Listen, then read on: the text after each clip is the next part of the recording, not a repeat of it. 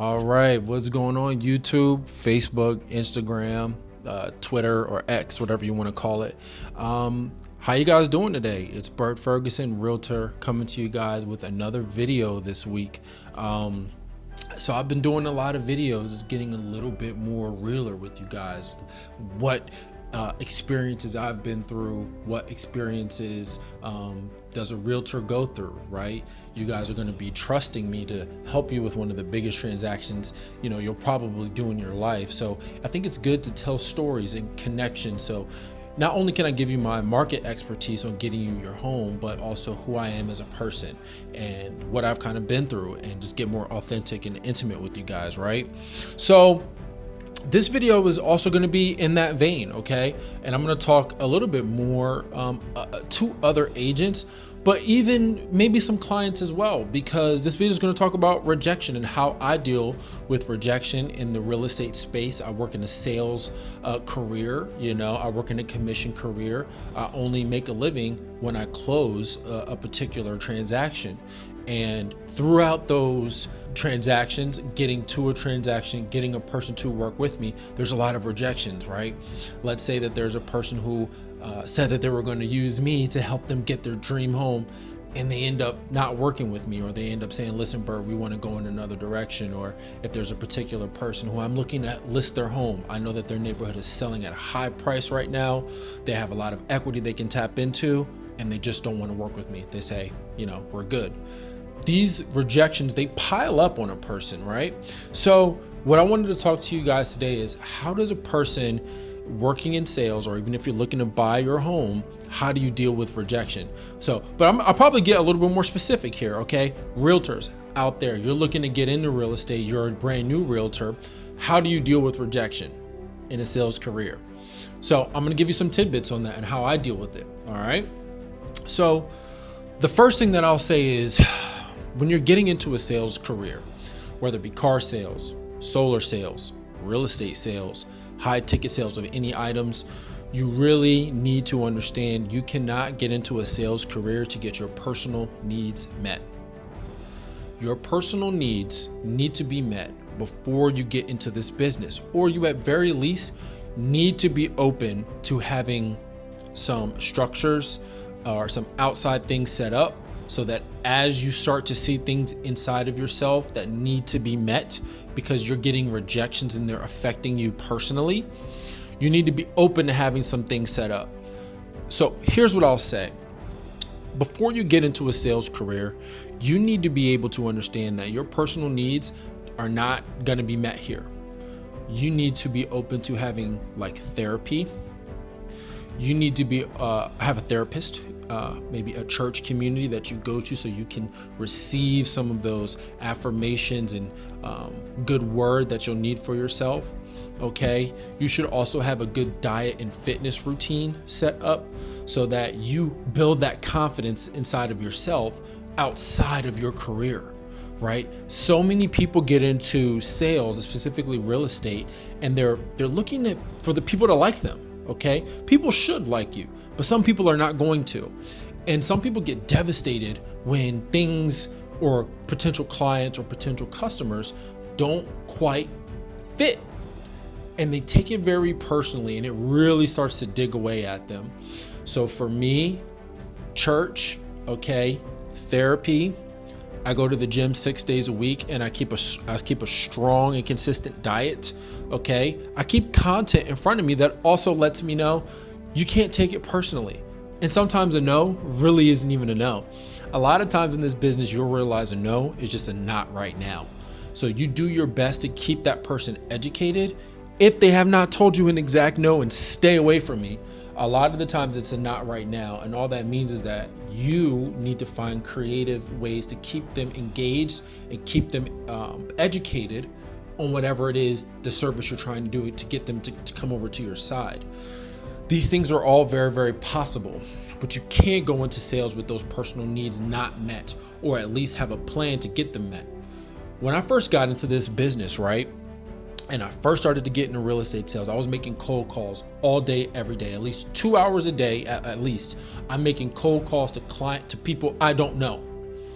This is extremely scary. And here's a step up. door knocking, you're knocking on someone's door, is to make sure they understand that you would be the very best agent for the job if they decide that they want to sell their home. If you need your personal needs met, you're going to be terrified out of your mind. Now, a lot of people do deal with anxiety, and these are conditions that I can't diagnose for you, or I can't negate and say that they don't exist, because they do for many people. But if you give yourself a fighting chance, if you give yourself content in front of you, okay, maybe Tony Robbins or Bob Proctor, or really any of the people who give that advice to help you find that greatness within inside of you before you step out that door, it's going to help.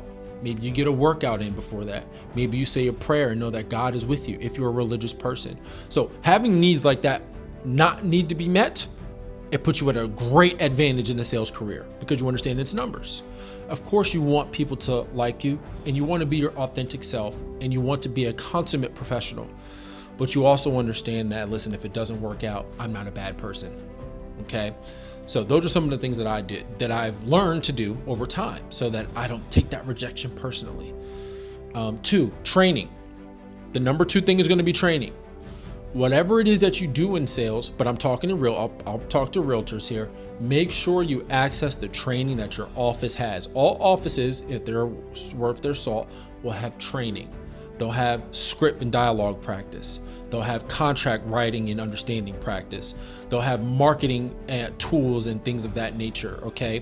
They'll have other agents that you can shadow, so you can understand how does a person talk on the phone, or at a door, or or with a client when things are not going well, and they just say, you know what, it's not going to work out. How do you handle that? Okay, so you use training at your office so that you can understand how to get through that rejection. Okay, training is huge. So if you're watching this, access those. Don't be afraid to do it. That's what they're there for. Okay, and number 3, the last one is practice. It's kind of what I'll piggyback off of from my last point. You have to practice it. You have to practice getting rejected over and over and over again. And with each time that you face a rejection, but you know you've put your best foot forward, or even if you didn't, it gets a little bit easier. Now, I'm not going to say that getting easier happens overnight, but I will say that once you start to receive more rejections, you understand that you're getting closer to yes. You're getting closer to the person who can work with you, who does see the value in what you do, who does see your professionalism, who does see your passion, who does see that all you want to do is make the real estate goals as pleasant and as educational as possible. Once you find those people, you start to create a tribe, and you lean into them. You pour into them, right? After the transaction's over, you check in on them, right? They start to give you clients that also fit your ethos and also fit your philosophy, okay? And it starts to get a little easier, okay? So those are some of the things that I do. But when you're working in a sales job, when you're working with the public, you are going to face a lot of rejection. You cannot get around it. You're not going to be everyone's cup of tea. I'm not everyone's cup of tea, but I am exactly what a lot of people are looking for when it comes to their real estate, their real estate goals. These are the people that I'm trying to get to. And what I always do is I access training. I continue to practice and be a practitioner of real estate sales and be a complete expert of my market. I know my market and I know how to market, right? And I also have my God in front of me, my faith, my fitness, okay, my diet, and I read every single day. So I'm pouring into myself. So when I have these bad experiences, I learn from them and I don't take them personally, okay? So what are some other things you have? If you're a realtor watching this and you're also a veteran realtor, 5 years or more, what are some other things that you deal with? Or how do you deal with rejection? Let me know in the comments, okay? So again, it's Bert Ferguson, realtor here with Compass here in Delaware, serving Maryland, Delaware, and Pennsylvania. Just coming to you guys talking about rejection. Just because someone rejects you doesn't mean you're a reject.